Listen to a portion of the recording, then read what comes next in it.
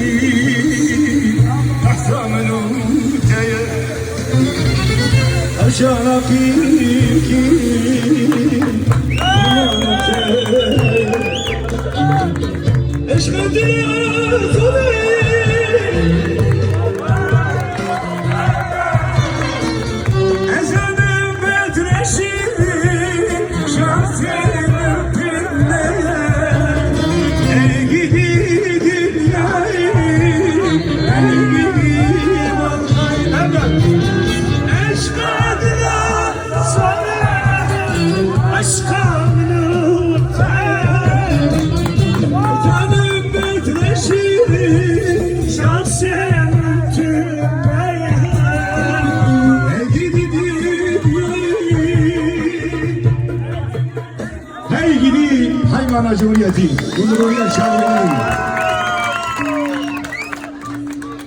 Selamun Aleyküm. Kıyatın, serselam serçabatın. Hepiniz hoş geldiniz, şeref verdiniz. Dünyanın dört bir yanında bir Ahmetli olarak aman kalbim Haymana işin attığını bunu bütün dünya biliyor. Ben burada bir sanatçı olarak değil, gerçek bir kirve olarak Dayı Levent Çiçek, özellikle ona pratik bir alkışı gelsin. Bizim kirvemiz Çiçek ailesine ve Koçero, biliyorsunuz Koçero dünyada tanınan bir isim. O da onun oğlu Aytekin Üzer. Aynı zamanda ben damadın amcasıyım. Kirvesi olduğum kadar da amcasıyım. Ben de sizin gibi ev sahibiyim. Sanatçı olarak gelmedim. Fazla uzatmayalım. Güzel halay yapalım bence. Halaya devam edelim. Bütün herkes hoş geldi, şeref verdi, başının ödüsüne gelmişler. Şimdi Levent, Kirve, hepimiz böyle güzel bir halay çekelim. He? Hiç eser okumuyorum. Biz halay yapalım. Hadi güzel bir halay yapalım. Kirve, Tuvale sen başı çek. Başı çekin, güzel bir halay yapalım. Canım abim, daha ala bir şey, sil. 105.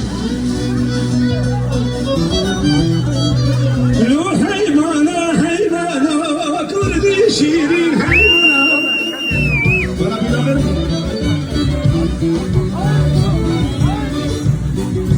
Sil değil mi? Sil. Tamam.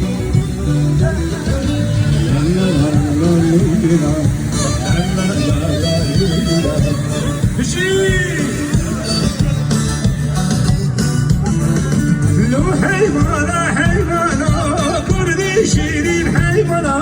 Lo hayvana hayvana, şirin hayvana, kemali Ahmedino, bu haydana hayvana, kemali Ahmedino, bu haydana hayvana, neresi vantiyye, Diyarbakır Urfa'ya, neresi vantiyye, Diyarbakır Urfa'ya, Hakkari Muşivane, sürgün hatın hayvana, Hakkari Muşivane.